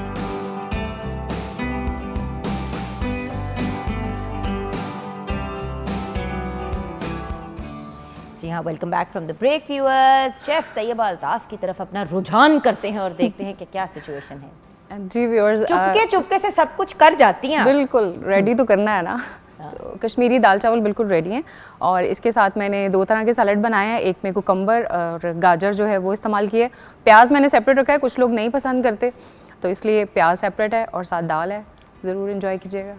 Thank you. Looks lovely. बात पता है क्या है तैयबा जी, अल्टीमेटली खाना बंदा पहले अपनी नज़रों से ही खाता है। बिल्कुल। और आप हमेशा इतनी खूबसूरती से चीज़ों को तैयार करती हैं और आप औखी डेकोरेशन नहीं करती। बिल्कुल। एक्चुअली होता ही है कि व्यूअर्स अक्सर लोग ना स्क्रीन पे जब देखते हैं ना चीज़ें बड़ी डेकोरेट हुई हुई तो कहते हैं कि यार ये वाली शक्ल तो नहीं निकलनी ना हमारी हांडी की। हांडी अगर अच्छी बनेगी तो आपको उसको ओवर डेकोरेट करने की ज़रूरत ही नहीं है। बिल्कुल। वो आपने इसके ऊपर कोई एक्स्ट्रा चीज़ें नहीं डाली। हाँ जी। इन इट सेल्फ उसको आपने निकाले, ऊपर से तड़का डाला, कितनी खूबसूरत लग रही है। वो चीज़ें जो आपके किचन से इजीली मैनेज हो जाएं, आप परेशान ना हो, इजीली देखें। सब चीज़ें वही हैं जो हर घर में मौजूद होती हैं। बिल्कुल। और यही तो हमारा ऑब्जेक्टिव होता है व्यूअर्स, डुएबल सस्टेनेबल चीज़ें करें, वो वाली चीज़ें ना करें जो अफोर्डेबल नहीं है। लेकिन सोशल मीडिया ने जिंदगी को बड़ा अनअफोर्डेबल बना दिया। बिल्कुल ऐसे ही है। मुझे देखो कैसी कैसी चीज़ें ऑन एयर आ रही होती हैं। बिल्कुल ऐसी, बल्कि मुश्किल हो गया, ज़्यादा मुश्किल हो गया। जी, मेरे लिए तो मुश्किल हो गया बिकॉज आपको पता है कंपटीशन बढ़ जाता है, ठीक है। और दूसरी चीज़ ये है कि यार कंपटीशन तो अच्छी चीज़ है कुमैल, वो वाला कंपटीशन नहीं है ये यहाँ पे कंपटीशन थोड़ा सा चेंज है। मैं इसको कहूँगा कि जैसे आप देखें कि इट चुको तो सिंगर निकल रहे हैं। हाँ, इट चुको सिंगर निकल रहे हैं। अब जो इतनी देर से मेहनत कर रहे हैं वो सामने आने के लिए उनको बहुत सारे, अब देखें इधर गाना करते हैं और उधर वो लोग आ जाते हैं सामने। और प्रमोशन का दौर भी आपको पता है, प्रमोशंस वगैरह और ये वो। और बात ये कि सोशल मीडिया पे आपने लगाई चीज़, आपने उस पर बूस्ट लगा दिया, ज़्यादा लोगों ने देख लिया, उसके व्यूज़ आ गए, लोगों में क्यूरियोसिटी हुई, उन्होंने जाकर चीज़ें फॉलो करनी शुरू कर दी। तो बेसिकली वही वाली बात आ गई ना, जिसके पास पैसा है वो ये कर सकता है सारे काम। बिल्कुल ऐसी है, बिल्कुल ऐसी है। अच्छा, उसके साथ आप क्या कहोगे हमारा? बिकॉज देखो एक और भी तो चीज़ है ना, पहले आपको हमें बुलाया जाता था इवेंट्स पे अपीयरेंसेस के लिए, अब इन्फ्लुएंसर्स आ गए हैं। मुझे खुशी होती है कि ज़्यादा लोग पैसे कमा रहे हैं। By the way, like from that point of view, जितना ज़्यादा रोज़गार लोगों का बढ़ रहा है मुझे उससे खुशी हो रही है क्योंकि हमारे मुल्क की तरक्की होगी।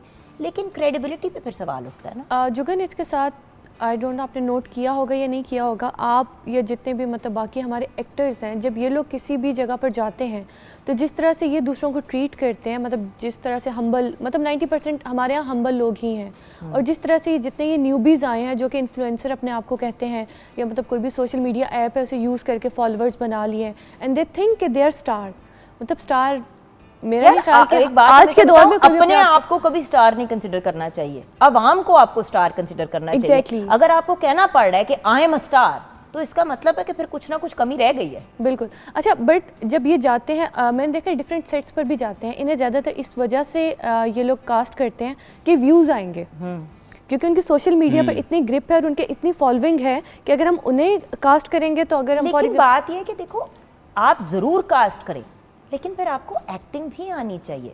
बहुत से ऐसे सोशल मीडिया के स्टार्स हैं जिन्होंने बड़े बड़े प्रोजेक्ट्स किए और वो नहीं चल पाए। जितनी जल्दी ये लोग आते हैं उतनी जल्दी चले भी जाते हैं। और वही तो चीज़ है ना व्यूअर्स, अल्टीमेटली लंबी रेस का घोड़ा बनना है, अपने आप को सस्टेन करके चलना है ताकि आपका करियर। अब किसी ने एक गाना बड़ा खूबसूरत गा दिया, अच्छा क्योंकि बड़ा अच्छा खूबसूरत गा दिया, देखिए हर इंसान कोई एक गाना जरूर गा सकता, मेरी जैसी आवाज़ वाला बंदा भी कोई एक गाना गुनगुना सकता है। मैं नहीं गा सकती। जो बोल सकता है वो गा कोई सकता ना है। कोई मुझे एक लगता गाना बाय द वे हमारा होता है जो किसी आवाज पे बैठ जाता है, वो तो आपको असल में तब पता चलता है ना जब आप स्टेज पे खड़ा करते हो और कहते हो भाई बैंड के साथ, म्यूजिक के साथ, हर चीजों के साथ सिंक में करो। और एक और चीज, होंठों को हिला के, आपको महल का गाना पीछे चल रहा है, मैं लिप सिंक कर रही हूँ।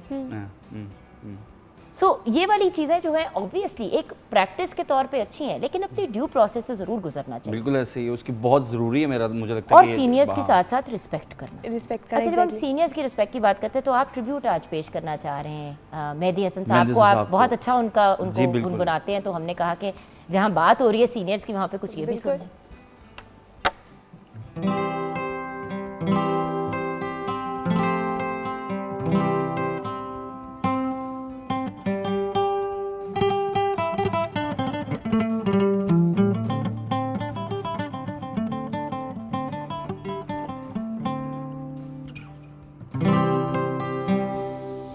जिंदगी के दर्द को सहोगे तुम, दिल का चैन ढूंढते रहोगे तुम। जिंदगी के दर्द को सहोगे तुम, दिल का चैन ढूंढते रहोगे तुम।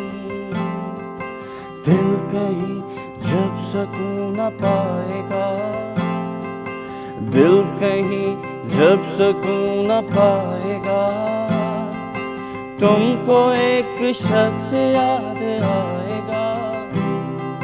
जब कोई प्यार से बुलाएगा, जब कोई प्यार से बुलाएगा, तुमको एक शख्स याद आएगा।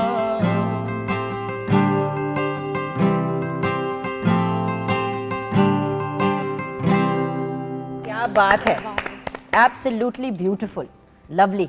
देख रहे बैठे बैठे आपने रील तैयार कर दी। देखें जुगन, जब भी कोई आपको प्यार से बुलाएगा तो आपको एक शख्स याद आएगा। बेटा, छोटी सी बहन थी आप वो शख्स नहीं है। आप वो शख्स नहीं है, उससे अपनी कमेटी डालनी थी।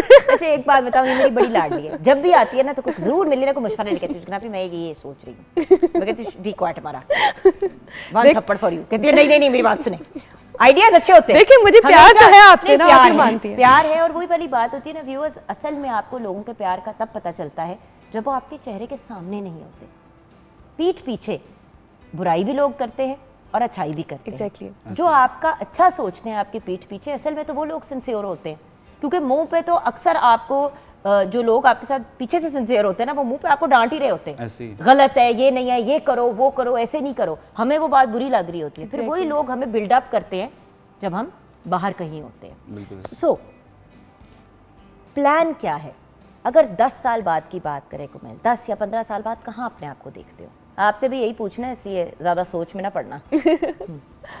मैं देखता हूँ कि मैं पाकिस्तान के लिए कुछ कर सकूँ, as a musician, as a singer, Pakistan के लिए कुछ कर सकूँ। और कोई ड्रीम होती है ना कुमैल, मतलब जैसे कि मेरे जहन में एक प्रोजेक्ट है, वो प्रोजेक्ट किसी दिन मैंने ज़रूर बनाना है एज एन एक्टर, और अगर मुझे उसमें खुद भी इन्वेस्टमेंट करनी पड़ी तो मैं ज़रूर करूँगी। मेरे जैसे एक जहन में एक चीज़ है, फंसी हुई है कि इस किस्म की चीज़ नहीं बन रही और इस तरह की चीज़ बननी चाहिए। तो एज अ सिंगर या एज अ प्रोफेशनल कुछ तो होगा ना कि यार ये मैंने ज़रूर करना है। म्यूज़िक में कुछ चेंज लेके आऊँगा इंशाल्लाह। अभी मैं सीख भी रहा हूँ और इंशाल्लाह उसके ऊपर काम भी कर रहा हूँ कि कुछ ऐसा चेंज लेके आया जाए जो एक एंथम बन जाए। जैसे आतिफ असलम का एक गाना चला था और वो उसने माशाल्लाह एक तारीख रकम की है, लोगों को आज तक याद है वो गाना।